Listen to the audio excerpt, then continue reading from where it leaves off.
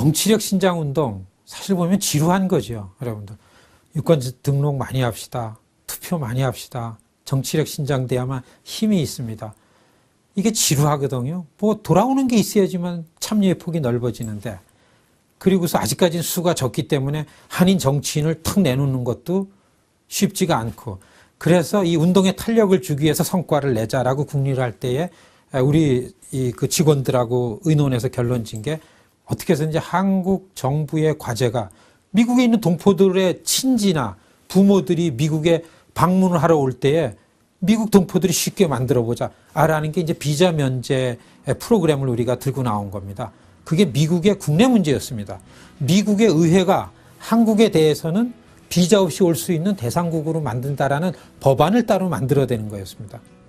한국은 비자 거부율이 거의 한 5% 정도 됐는데, 법적으로는 비자 거부율이 3% 내외 돼야만 대상국이 되는 건데요. 그래서 한국에 대해서는 10% 내외로 한다라는 것을 수정 법안을 내서 우리가 관철을 시켰죠.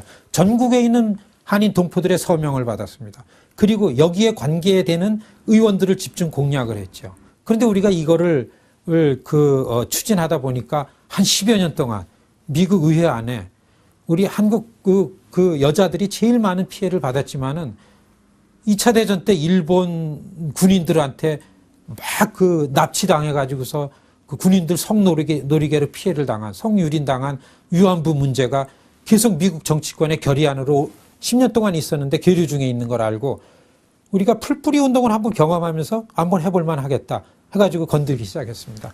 이거를 하는데 이 자리에 참가하신 많은 분들이 여기에 참여를 하셨습니다. 서명을 하셨죠. 그리고 기금을 내셨죠.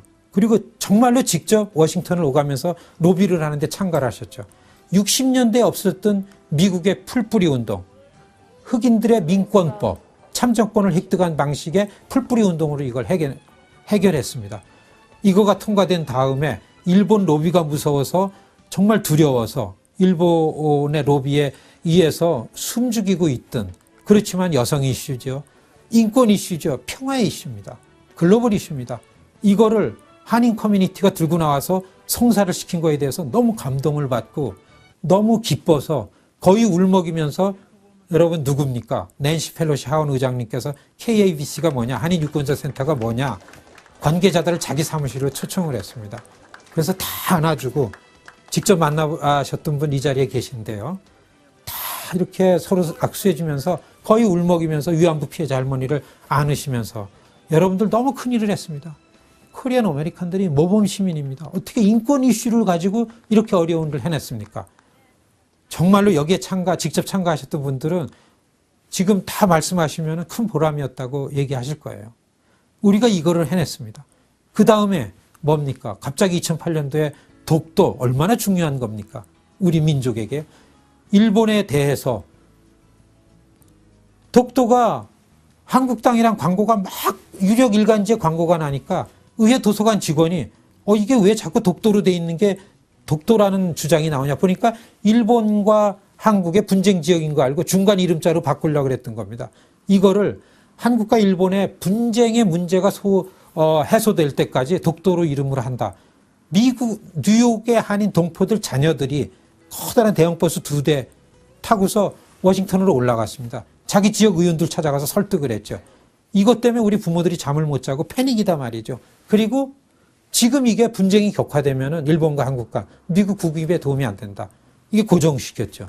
그 다음에 한국에서 미국에 무기 살 때에 30% 가격 디스카운트 받는 무기 구매 최애국 대상으로 지정하는 법을 만들어서 통과시켰죠. 그 다음에 뭡니까? 최근에. 여러분 토요타 청문회 때 한인 피해자 케이스 갖고 갔죠. 한인 정치력으로 했습니다.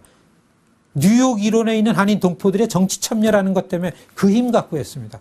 그 다음에는 최근에 스캇 가렛 연방의원이 자기 지역에 한인 유권자가 자꾸 불어나고 있어요. 전체 인구는 줄었는데 주목할 수밖에 없죠. 한인들 목소리에 긴장할 수밖에 없죠. 미국에 있는 한인들이 미국 국가 발전에 기여했다라는 내용을 공부를 해서 제가 그 자리에 있었는데 연방 하원 전체 회의에서 15분을 설명을 해요. 제가 감동을 받았습니다. 폭동전에 이 결의안이 있었으면 정부로부터 보상받고 배상받는데 큰 역할을 했습니다. 최근에 지난 한 3년 전에 버지니아 총격 사건 났었죠. 범인이 한인으로 나타났습니다. 한인 커뮤니티가 전전긍긍했어요. 그때 이 결의안이 있었으면 그건 한 시민의 문제다. 코리안들을 그렇게 보지 마라. 코리안들이 미국 사회 발전을 위해서 이렇게 기여를 했는데 이렇게 써먹을 수 있었죠. 여러분, 우리 한인 동포들이 당당하게 권리를 행사하고 우리 후세들이 아주 떳떳하게 이 나라의 주인과처럼 살아야 하고, 그리고서 우리의 이익을 옹호하려면 여러분, 우리가 로비를 해야 됩니다. 저는요, 가끔 이 일을 하면서 갑자기 우리 모국에 관련된 일도 하죠. 우리는 모국과 우리의 지금 현장국인 미국과의 관계를 좋게 만드는 게 우리의 목표이기도 합니다. 9.11 테러 직후에 저희도 참 어려웠습니다. 제가 그때 너무나 어렵고 우리가 다 들어먹고, 야, 이거 어떻게 해야 되냐 한숨을 쉬면서 있을 때에 제가 이거를 포기를 할까 생각을 했던 적이 있습니다.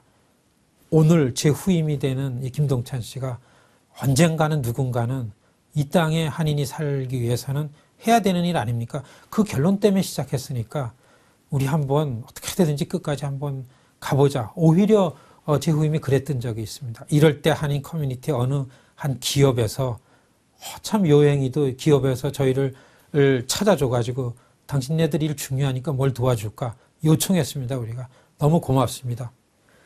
뉴욕의 한인 밀집 지역 중심에, 뉴저지 한인 밀집 지역 중심에 한인 유권자를 관리할 수 있는 본부, 사무실을 유지할 수 있는 거를 좀 대주십시오. 그 기업이 지금까지 두말 않고 지금까지 그런 지원을 해주기 때문에 이렇게 유지하고 있습니다. 구체적으로 저희들 손을 좀 맞잡고 이제는 손과 발이 같이 대주실 거를 좀 간곡하게 요청드립니다. 앞으로 더 열심히 하고요. 변함없이 한결같이 결국에 2025년도에 가서 우리가 그래도 미주동포의 자존심을 세우고 우리의 성과를 가지고 그야말로 여러분들 그 유태인들의 그 막강한 유택의 미국인들의 그 결집된 정치력, 그거 부럽지 않게 우리가 만들어냈는데 더 열심히 잘하겠습니다. 여러분, 우리도 에이펙 같은 한인들의 결집된 정치 결사체를 만드는 데에 우리가 잘할 수 있도록 여러분들 지원 부탁드리고요. 열심히 더 잘하겠습니다. 정말 고맙습니다.